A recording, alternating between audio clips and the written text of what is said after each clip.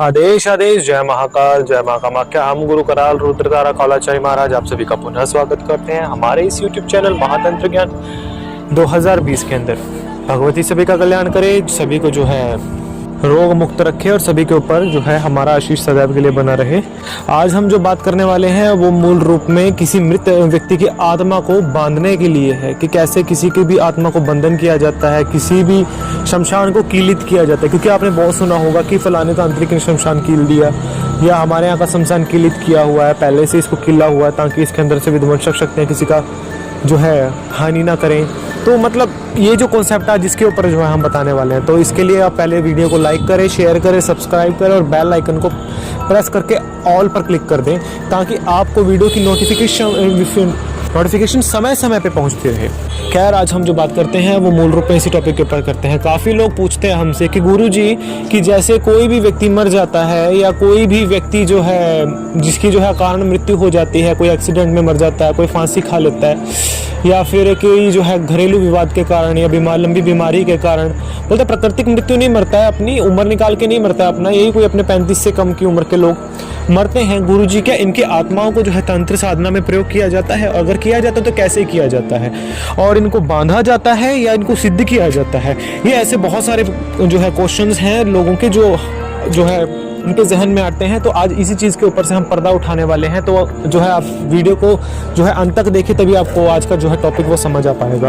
आपको पता है कोई भी जो मृत आत्मा है या कोई भी व्यक्ति है जिस समय वो अकारण मृत्यु को प्राप्त होता है, जिस समय उसका शरीर जो है लगा करके चलिए उस संबंधित घटना को, या तो किसी का एक्सीडेंट हो गया, नदी में डूब गया या करंट लग के मर गया, अर्थात कोई भी मतलब ऐसे रीजंस को उसका शरीर एक्सेप्ट नहीं करता है, लगा करके चलिए उसका शरीर मर जाता है, बशर्ते आत्मा उसकी एक्सेप्ट नहीं करती इस चीज़ को, ठीक। तो वो आत्मा भटकती है 13 दिनों तक, वो शमशान के अंदर आत्मा भटकती है।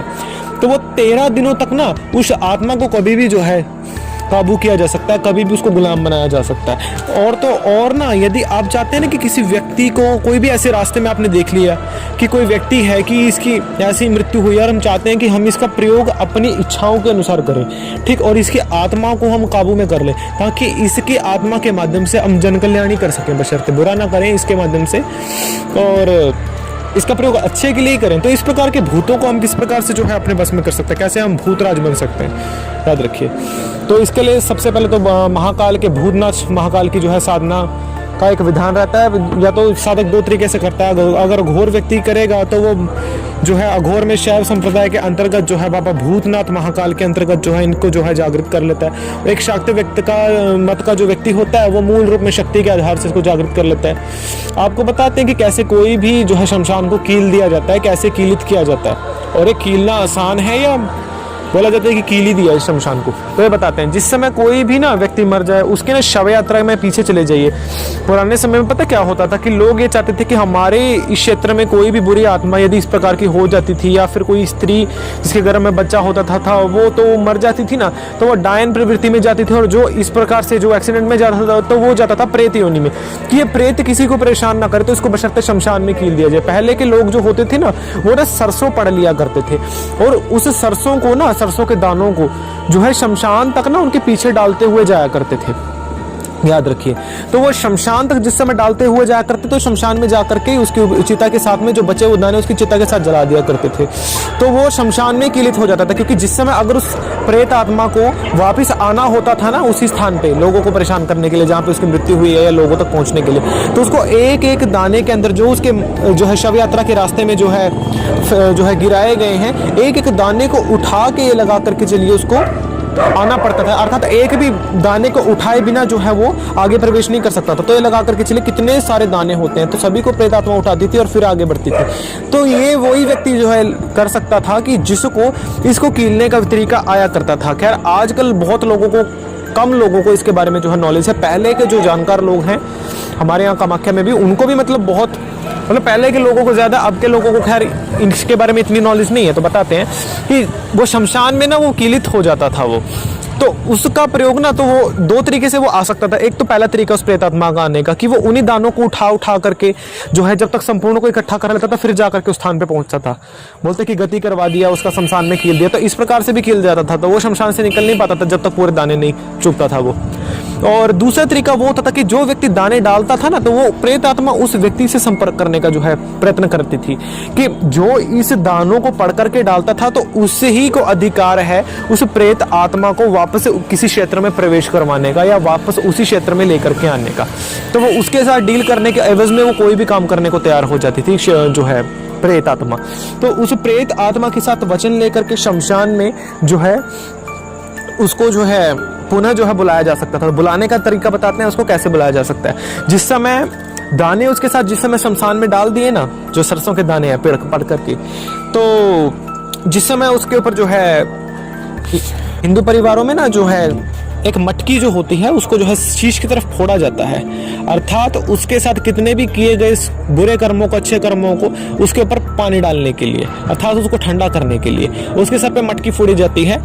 जो मटकी का जो टूटा हुआ जो हिस्सा होता है ना नीचे का, तो वो उठा लेना है और जिस समय कोई देखे ना उस समय तो वो उठा करके अपने पास रख लेना है। तो वो 13 दिन तक वो आत्मा शमशान में वास करेगी।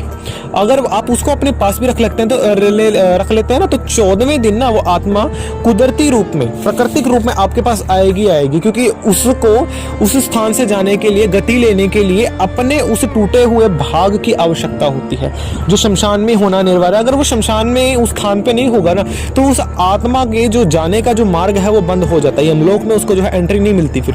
तो वो बोलते हैं कि आपने हमारा ये जो है क्यों उठाया और हमसे क्या चाहते हैं आप। तो आप ये बोल सकते हैं कि इस एवज में हम ये काम करना चाहते हैं, बशर्ते वचन ले सकते हैं, उसको काबू कर सकते हैं। बशर्ते ये वो व्यक्ति काम कर सकता है जिसको पैशाचिक कर्मन और जो है तंत्र साधना में गूढ़ विद्या का ज्ञान हासिल हो। अगर कोई आम व्यक्ति ऐसा करेगा तो मारा जाएगा, वो आसान शब्दों में मार डालेगी वो आत्मा उसको। तो जो है तो ये जो उठा करके ये उस प्रकृति रूप में भी आ जाती थी। दूसरा एक क्रिया के माध्यम से भी उसको उठाया जा सकता था। तो क्रिया में क्या होता है कि जिस समय वो ठीकरी जो होती है ना, जो हमने बताई है, तो उस ठीकरी को उसी की चिता के ऊपर अंगार के ऊपर ना लाल करके उसके अंदर ना जो है चावल के कुछ दाने और कुछ जो है शमशान का पानी डाल करके जो है उबालना पड़ता है। ठीक, उबलते हैं तो उसको जिस समय उबल जाए ना, तो वो ठीकरी उठा करके ना शमशान से चले जाना है। संबंधित पहले तो जो है काल भैरव का जो है संबंधित शमशान में पूजा करना, आज्ञा देने के लिए कि हे भगवती और काल भैरव बाबा की हम संबंधित शमशान में इस प्रेत की खैरात चाहते हैं। याद रखिए, इसमें बोला भी जाता है इसके तो ध्यान में, चित्त चवन्नी पट्ट मशान माई भूतनी बाप शैतान। ये हमारे संप्रदाय में बहुत पुराना जो है एक श्लोक है और ये शमशान को जगाने के लिए, भूतों को जगाने के लिए ये जो है प्रयोग किया जाता है। चित्त चवन्नी पट मशान माई भूतनी बाप शैतान, मुआ मुर्दा मरगट वास, माता छोड़े पुत्र की आस, जलती लकड़ी थूके मशान। तो ये पूरा नहीं बताएंगे, आधा ही बता रहे हैं। तो मंत्र पढ़ना पड़ता है ऐसे। तो वो जागता था वो, तो उस समय उसको उठा के ना मार्ग में जब आप चलते रहते हैं तो रास्ते में जब कोई नीम का पेड़ आता है तो उस पर दे मारते हैं। तो उसको जो है जो चिपक जाए उसको अलग कर लो, जो नीचे गिर जाए उसको अलग कर लो और दोनों को अलग अलग पोटलियों में बना करके उसको चौराहे पे दबा दो और 13वें दिन तक वहाँ पे दबे रहेंगे। 14वें दिन जा करके वो आपके पास आएगा और बोलेगा कि हमारा जो है हमारी मुक्ति का मार्ग आपने क्यों बंद किया है, बताइए आप हमसे क्या चाहते हैं। तो वो बोल सकता है कि हाँ, वो जितने दाने होंगे ना वो तो उतने बार काम ले सकता है उससे, समझे। जो चिपक गए वही होंगे प्रयोग, जो नीचे गिर गए वो प्रयोग नहीं होंगे। तो उतने बार उससे काम ले सकता है, बड़े से बड़ा काम वो काम चुटकियों में कर देगा। तो ये होता है किसी भी भूत प्रेत की आत्मा को बांधना, किसी भी प्रेत आत्मा को बांधना या किसी भी जो है शमशान की डायन डाकनी को बांधना। पहली बात तो इतनी बड़ी शक्तियों पर तो लोग हाथ ही नहीं डाल सकते, आम व्यक्ति तो वैसे ही नहीं जो है मर जाएगा अगर करेगा तो। और बड़े से बड़े तांत्रिकों की करते हुए भी जो है फटती है, बहुत अच्छे तरीके से फटती है, उसके लाल हो जाते हैं करते हुए भी, क्योंकि उसको पता है कि थोड़ी सी भी अगर गलती हुई ना तो वो ये मौका देखते हैं कि किस समय ये एक तरफ जाए और मैं इसके परिवार के ऊपर हमला करूं। बशर्ते उसका ये जो काम करते हैं ना, ये जो जिसके आगे पीछे कोई होता नहीं ना, जो मतलब संन्यास जिसने पूर्ण जीवन लिया तो वो इस प्रकार के कर्म कर सकते हैं, बशर्ते इनके माध्यम से जगत का कल्याण ही करते हैं। वो बुरा वो नहीं करते हैं सन्यासी लोग जो होते हैं, बशर्ते जो एक गृहस्थ तांत्रिक अगर इस चीज को सीख लेना तो वो अपने जो है चूल्हा जलाने के लिए बशर्ते इनके माध्यम से किसी का भी अच्छा भी कर देता है और बुरा भी कर देता है। ठीक, जो बुरा करते हैं उसी के कारण तंत्र बदनाम है, अच्छों के लिए तंत्र बदनाम नहीं है। ना तो पहले बदनाम था ना अब बदनाम है। ये इन्होंने बदनाम किया, भड़वों ने, चुदे इनका भोसड़ा इनका जो है हाथियों के नीचे बकवास मारने वालों का, हरामियों का, और इन्हीं के कारण तंत्र सभ्यता बदनाम है। ये तो इतनी अच्छी सभ्यता है, इसके माध्यम से आप जो है किसी के भी जो है कष्टों को दूर कर सकते हैं, बशर्ते इसको करने का सही तरीका होना चाहिए। हम ये इस चीज को इतनी सरल भाषा में इसलिए समझाते हैं ताकि आप लोगों को ये समझ आए और आप लोग तंत्र के नाम से डरे मत, क्योंकि ये जो है कभी भी आपका बुरा नहीं करेगा, याद रखिए। बशर्ते आपकी समस्याओं को दूर करने के लिए जिस समय आपके पास कोई मार्ग नहीं रहता ना, तो उस समय इंसान तंत्र का प्रयोग करता है, क्योंकि ये आपकी समस्याओं को पल में दूर करने का साहस रखता है। ठीक, तो ये है कि अगर एक वही पिस्तौल है कि आप अपने पास यदि आप जो है राइफल रख लेंगे ना तो कोई जल्दी से आपको जो है कुछ नहीं कर नहीं पाएगा। आपको सभी आपसे डरेंगे, सल्यूट करेंगे अभी कि नहीं, क्या पता लगता है कि जो है सटकी खोपड़ी का साधु है कि क्या पता कब बोल दे कुछ और हमें उड़ा डाले। तो यही चीज है कि लगा करके चलिए। अब यही जो राइफल है तंत्र के नाम की राइफल, तंत्र मान लीजिए इसको, कि अच्छे इंसानों के पास होगा ना तो सदैव लोगों के अच्छे में इसको काम करेगा, बशर्ते बुरे लोगों के पास होगा, टेररिस्ट के हाथ में होगा ये, तो वही राइफल ये लगा करके चलिए आप लोगों का बेड़ा गर्क करने में यूज करेंगे। तो ये चीज जो है ये मत करिए। और किसी भी काले कपड़े पहने हुए व्यक्ति को, लाल कपड़े पहने हुए व्यक्ति को माथे सिंदूर लगाए, उसको कभी भी उसके पीछे मत लग जाइए उसके चोले पे देख के। बोलते जात मत पूछो साधु की, पूछ लीजिए ज्ञान। इतना ज्ञान है उसको, उसके ज्ञान के पीछे भागिए, उसके पहरावे के पीछे मत भागिए। क्या पता जो व्यक्ति ना एक 4 साल का बच्चा जो आपको ज्ञान दे सकता है वो आपको जो है 80 साल का बुढ़ा नहीं दे सकता, याद रखिए, क्योंकि दोनों में बहुत फर्क है। एक वो है जिसने बाय बर्थली इस चीज को पाया और एक वो है जिसने सारी जिंदगी इसके अपनी गांड घसा के इसको जो है प्राप्त करने की कोशिश किया, बशर्ते उसको फिर भी प्राप्त नहीं हुआ। तो यही है फर्क कि एक खून के अंदर एक जेनेटिक और एक बायोलॉजिकल प्रोडक्ट के अंदर जो चीज होती है ना तंत्र की, वो उसको पता है कि हमारी लाइन के अंदर क्या है, और एक वो होता है जो बाहर जाकर के यहीं से 2-4 बातें पूछ करके किसी के नाम पे भी कर देना। तो ये चीज है दोनों के बीच में, एक अच्छे तांत्रिक में और एक बुरे तांत्रिक में।